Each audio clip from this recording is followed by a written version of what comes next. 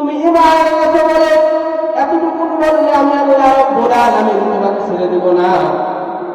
তুমি যদি ঈমানদার দাবি করো, নিজেকে যদি বলো ঈমানদার, তাহলে আমি আল্লাহ রাব্বুল আলামিন অবশ্যই তুমি কেন ঈমানদার কিনা তোমাকে পরীক্ষা করার জন্য আল্লাহ রাব্বুল আলামিন বলেন, আহাসিবান নাস আন ইউতরাকু আন ইয়াকুলু আমান্না ওয়া হুম লা ইফতানুন।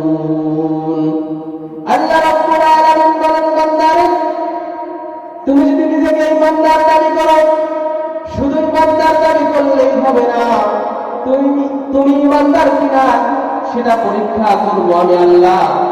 পরীক্ষা কি কি জিনিস দিয়ে তোমাকে আমি আল্লাহ পরীক্ষা করতে পারি, সেই আয়াত আল্লাহ রাব্বুল আলামিন কোরআনে কারিমে বলে দিয়েছেন, ওয়ালা নাবলুওয়ান্নাকুম বিশাইইন মিনাল খাউফি ওয়াল জু'i ওয়া নাকসিম মিনাল আমওয়ালি ওয়াল আনফুসি ওয়াস সামারাত ওয়া বাশশিরিস সাবিরিন।